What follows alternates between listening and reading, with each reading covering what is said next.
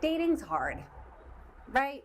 Like, it's not just me that's going through this up and down roller coaster of emotions with expectations and like dud after dud of a date.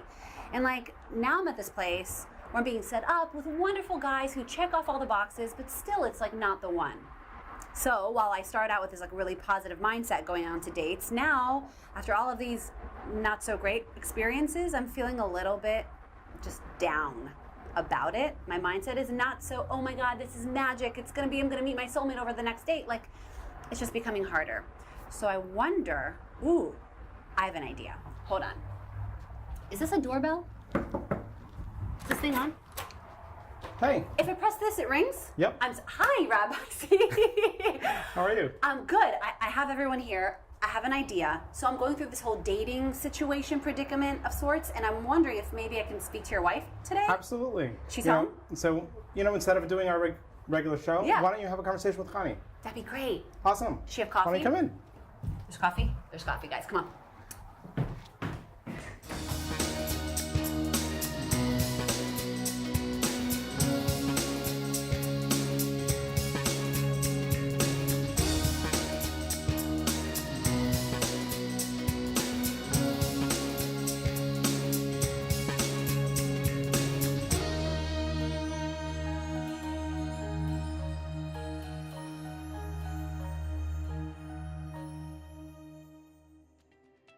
So here's the thing.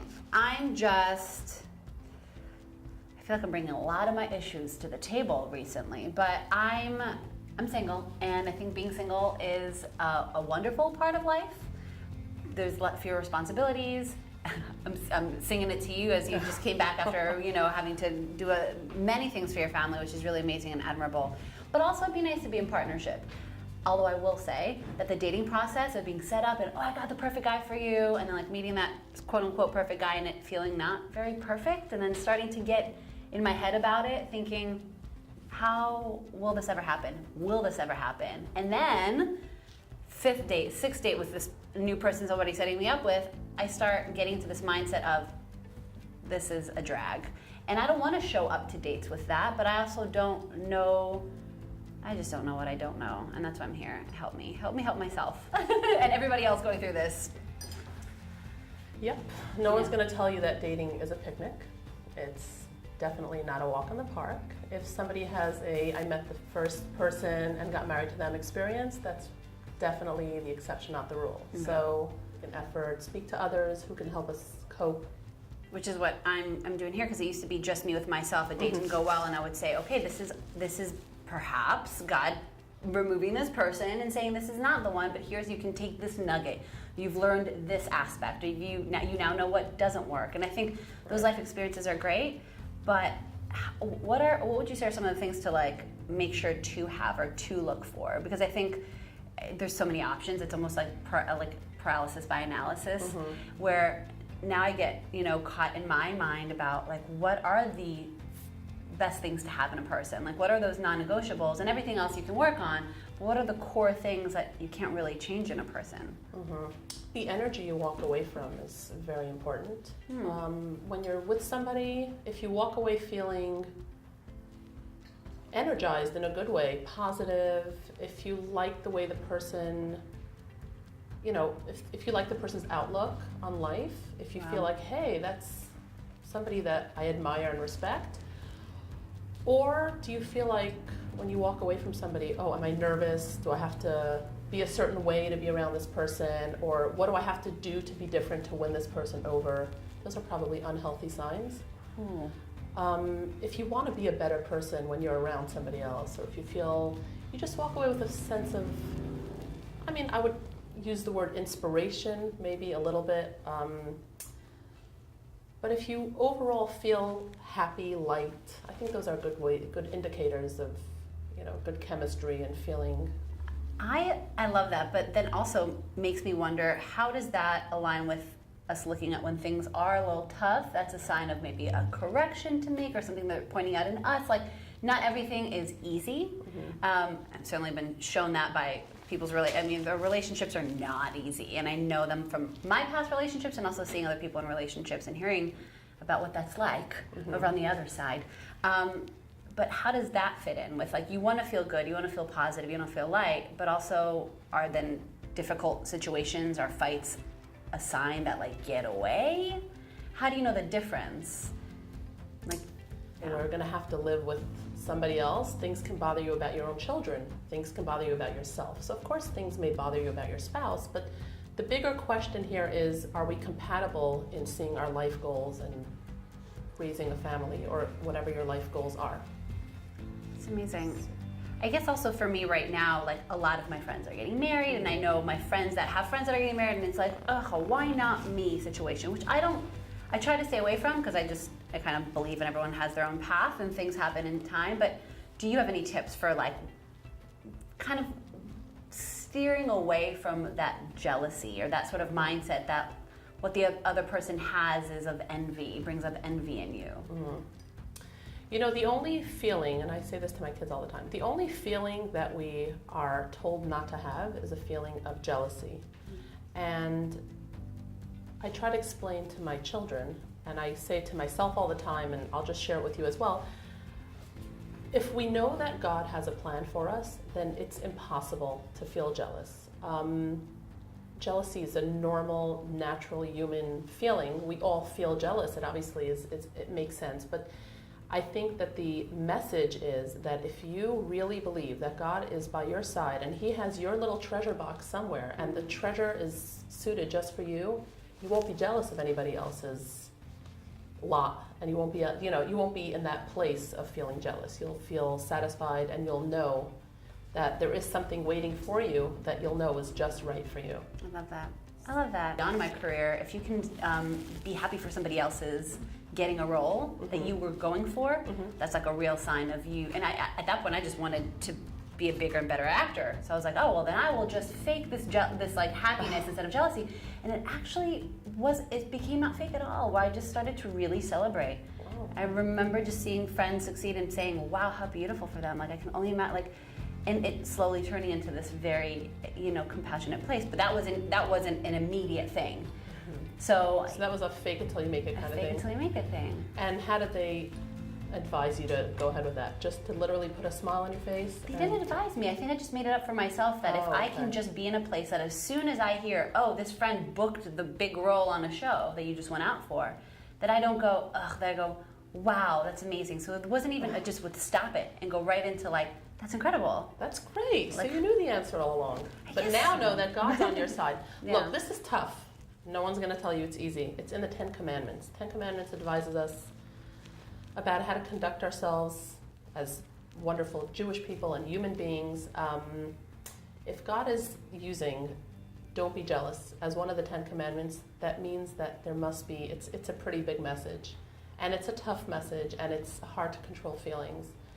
But I think really knowing that if you would stand on the other side of the tunnel and know what's awaiting you, if you know it's something great, it's like, it's priceless. It's almost like, think of it going through the blind man's tunnel, coming out, and you'll see light. So if somebody got there before you, good for them, but Right. You'll have your turn too. Right. In the meantime, there's probably some work to be done. Like, what a beautiful way to also use this time to prepare. Absolutely, absolutely. And if something doesn't work out, it's because it's not meant to be as attractive or as alluring as your future might hold with Mr. So-and-so. God is saying, I know better, because I know what your future holds, and I think what I have for you is the right thing. So this whole FOMO thing, which is definitely runs rampant in my generation, but this fear of missing out, I think, is also built into, like, the human nature. We want to make sure that at least we seize opportunities, and that we don't miss out on the thing that could have been ours. And I think that also sometimes gets in the way of just wanting to say yes to everything right away, because what if it doesn't come back around? And that's been something recently that I've been kind of walking with, and I went on a date with a guy, and it was like a perfect guy on paper. Really, all the things matched, everything, and I couldn't figure out why. It just did not feel right. And I knew in my heart that I wasn't the one for him, and I felt like I was just gonna keep him from his soulmate. Like, why would I do that to a person? But it looked so right, and I was like, what if I will never find another person that, like, matches all of these things and is all these things? And then I heard myself and sat myself down and said, is this a fear? Is this coming from a fearful place or a faithful place? Right. And it was fear. It was like, I might not find my person, so let me just go for the thing that's in front of me. The flip side of that is, how do I know that I just wasn't pushing past some sort of, blind spot of mine? And what if this person was right and I just, once again, wasn't willing to rise up to the occasion of taking it on? So I think making a decision, because I think there's also the FOMO will lead me to not make a decision. So I made one. And it was to say, no, I don't think this is going to work. I think as soon as I made the decision, I knew that it was right. Because if I'd made the decision and I knew that it was wrong, things would have been different. I would have felt different. Maybe the path would have unfolded differently. But making that decision really helped. But I don't know if you have any tips, like best practices about refining that. Well, I think you could be a dating coach, because I think you gave some very valuable tips. You analyzed, where is this feeling coming from? Dating? Is it coming from fear, or are you driven by FOMO/fear? Or are you driven to just want to get married, right? And maybe not looking past things. I think that once you said no, and you realized it was the right decision, I think it must have been the right decision. If somebody needs a break during dating and they're not sure if the feeling is FOMO, or are they just needing to get married and just make up their mind, or should they look past a couple things? I think that taking a break is often very advisable. Feeling better or worse when you're away from the person. In your case, just cutting to be the right thing to do. So I think that was a great way to analyze your decision making. And I think that when the right one comes, you'll have a lot of clarity and you'll know that you made the right decision. And somehow God does guide us.